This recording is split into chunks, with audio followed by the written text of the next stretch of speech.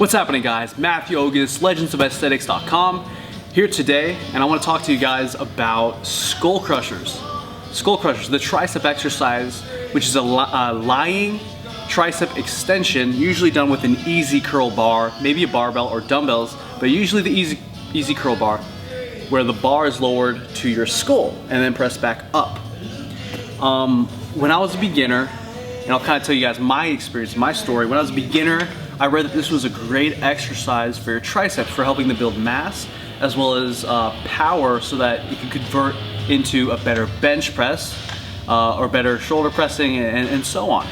So I did a shitload of Skullcrushers and I got really strong. I was able to do, you know, a 45 on each side, and this was like within just a couple years of lifting. And my triceps grew. I'll quickly show you what I mean by a traditional Skullcrusher. My arms, elbows are pretty much perpendicular to the ground. I'm lowering the bar to my skull.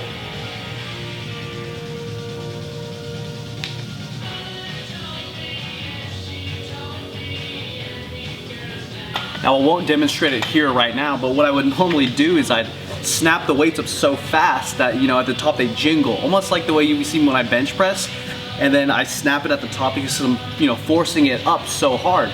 I do that for the tricep or the Skullcrusher, thinking I'm a badass and thinking that it would help, you know, help my tricep growth, help my strength, which it perhaps did, who knows.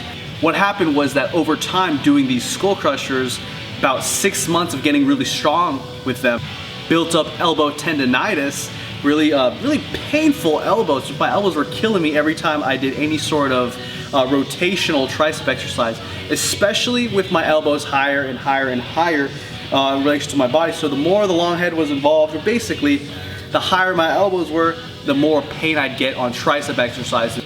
And what happened was that I would have to drop it completely for a very long time, usually 3, 6 months, or 9 months. Eventually I'd come back to it and be like, hey, my elbows don't hurt anymore. I'm gonna go back and do Skullcrushers again because they help me gain size, strength on my bench, and I love them. So the same kind of cycle would happen. I'd do them for 3 to 6 months, the elbow pain would come back, and then I have to drop them for 6 to 9 months. Then I took a look at it and I was like, why am I even doing these Skullcrushers?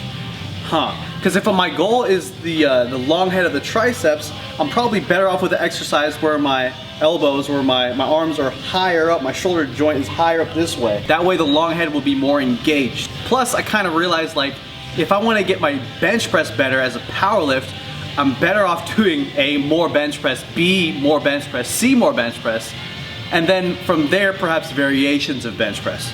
And because that wasn't really my goal at that time, I was like, all right, I'll bring my elbows higher, engage more of that long head. So then I was doing lying triceps extensions, sort of like this, where my elbows are more this way, and I'm keeping them pretty much in place, just going like this.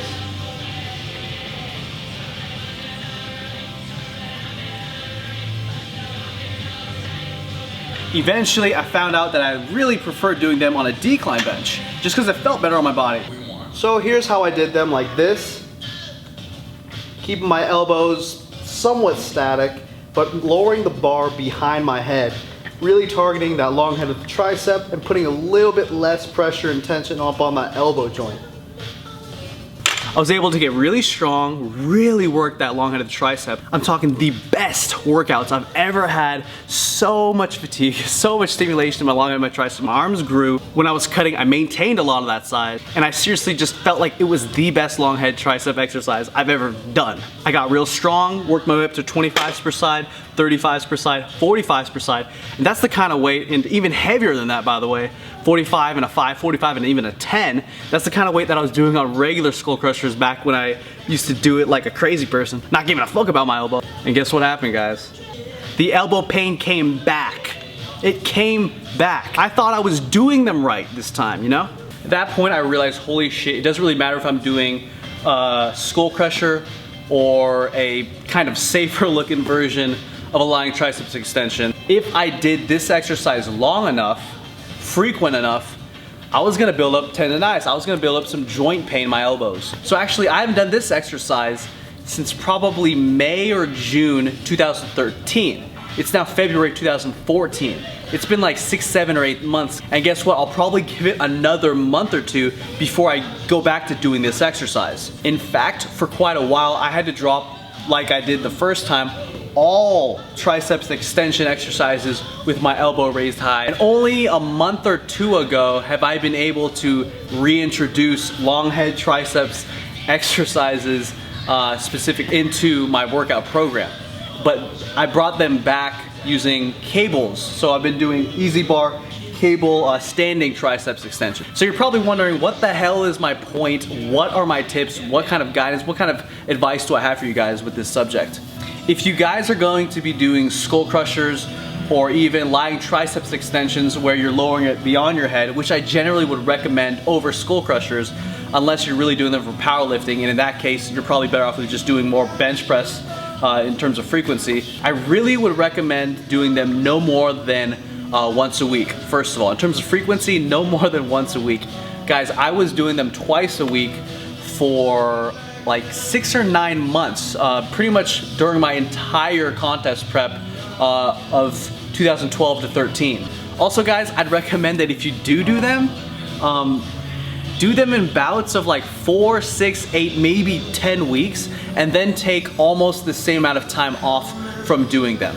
A lot of you guys out there have already experienced exactly what I'm talking about, and you're probably nodding your heads thinking, yes, but a lot of you guys are out there just beginning, wanting to do this exercise or thinking about it, and it's just really odd because I can't really think of too many other exercises where even if you do it with perfect textbook form, you get this pain.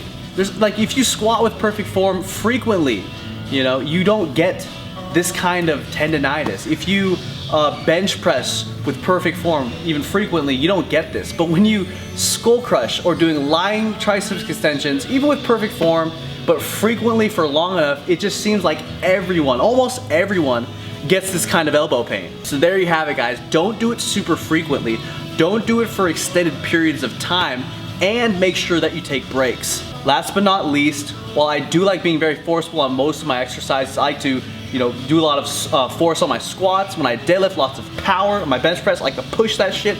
But when it comes to these tricep extensions, I've learned to not snap super hard. I don't extend with like 2000% force. I remind myself, okay, this is an isolation movement. I'm trying to work the muscle here, not necessarily the movement. Let's keep those joints safe, and let's focus on growing the muscle here.